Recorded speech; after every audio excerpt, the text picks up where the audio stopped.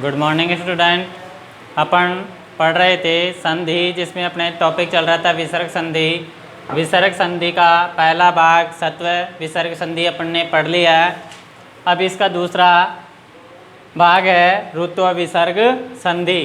ऋत्व विसर्ग संधि, जैसे कि आपको सत्व विसर्ग संधि में नाम से ही पता लग रहा था कि जिसमें सहकार हो, सहकार का विसर्ग हो जाता है, विसर्ग का सहकार हो जाता है। ऋत्व संधि में आप लगा रहे हो, पता आपको लग रहा है कि ऋत्व यानी कि रू र, जहाँ पर विसर्ग र में परिवर्तित हो जाए या आधा र विसर्ग में परिवर्तित हो जाए, वह ऋत्व विसर्ग संधि कहलाता है। जैसे कि अपन इसके नियम पढ़ते हैं कि विसर्ग के बाद में किसी भी वर्ग का, अब आप विसर्ग के बारे में जानते हो, वर्ग के बारे में जानते हो कि पहला, दूसरा, तीसरा, चौथा वर्ण कौन सा होता है, कि किसी भी वर्ग का विसर्ग के बाद में अगर तीसरा, चौथा, पांचवा वर्ण आता है तो वह विसर्ग किस में परिवर्तित हो जाता है, आधे र में परिवर्तित हो जाता है।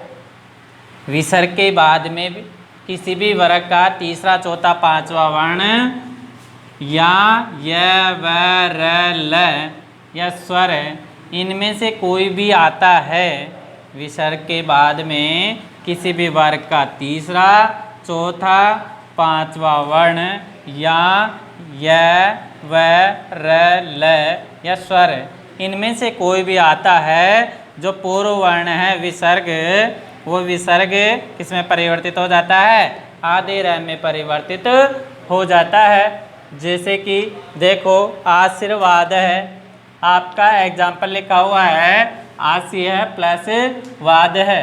देखो विसर्ग के बाद में व आ रहा है, विसर्ग के बाद में अगर व आए तो विसर्ग का क्या बन जाता है, आधा र बन जाता है। आप देखो कैसे बनाएंगे इसको, आशी है, अब ये आधे र में बदलेगा तो ये तो ऐसे कैसे आ गया, और वाद को ऐसे कैसे लिखेंगे, क्योंकि आधा र, अब आधा र ऐसा तो है नहीं, क्योंकि आधा र या तो नीचे लटकता है या ऊपर चढ़ जाता है, और चढ़ता किस पे है, स्वरों पे ही चढ़ता है, कभी भी र व्यंजन पर नहीं चढ़ता।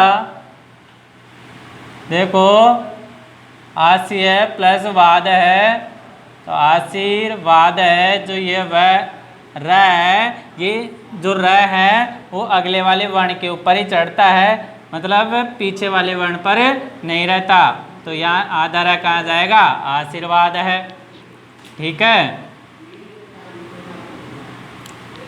उसी प्रकार देखो यजु है प्लस वेद है, यजु है प्लस वेद है, यानी कि विसर्ग के बाद में वह आ रहा है, विसर्ग के बाद में क्या आ रहा है, वह आ रहा है, तो कैसे लिखेंगे, देखो यजु, अब ये र कहाँ चला जाएगा, अगले वाले वर्ण के ऊपर चढ़ जाएगा, यजुर्वेद है।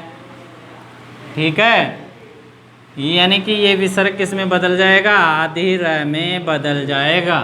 ठीक है, उसी प्रकार आयुर्वेद है, ये विसर्ग भी आधे र में परिवर्तित हो जाएगा, और किस पे चढ़ जाएगा, अगले वाले वर्ण के ऊपर चढ़ जाएगा,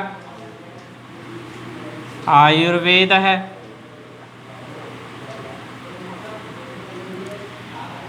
धनु है प्लस धर है, देखो विसर्ग किस में बदल जाएगा, आधे र में, और इसका कैसे बनेगा, धनुर्धर है, ये जो र है वो अगले वाले वर्ण के ऊपर चढ़ जाएगा, धनुर्धर है। अब ये भी विसर्ग आधे र में बदल जाएगा, इसका कैसे लिखेंगे, हरि वदती, ये व के ऊपर आधा र चढ़ जाएगा।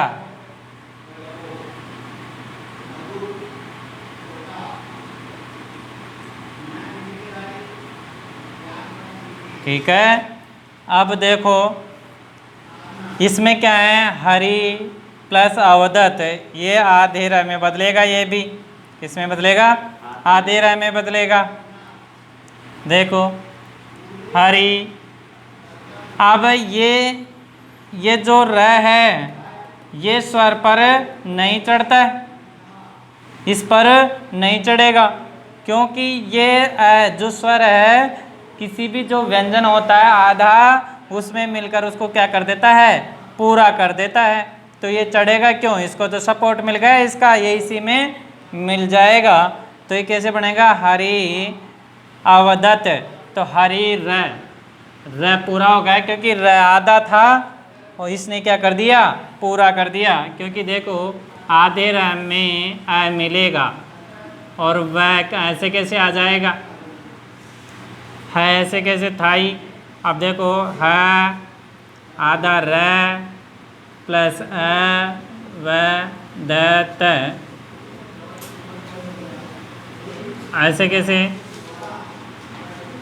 हरि। अब ये हरि जो विसर्ग है ये आधे र में आ जाएगा ऐसे। अब ये दोनों आपस में जुड़ेंगे तो कैसे बन जाएगा, पूरा र बन जाएगा, हरि र व द त। तो इस प्रकार से ये विसर्ग किस में बदल जाएगा, आधे र में। तो देखो ये नाम से आपको पता लगा कि विसर्ग के बाद में अगर किसी भी वर्ग का पहला दूसरा तीसरा चौथा पांचवा वर्ण या य व र ल या स्वर इनमें से कोई भी आता है तो विसर्ग किस में बदल जाएगा, आधे र में बदल जाएगा। ये आपको नियम याद रखना होगा। और अब मुख्य पहचान आप समझ ही चुके हैं, विसर्ग के बाद में अगर इनमें से आता है तो ये विसर्ग किस में बदल जाएगा, आधे र में।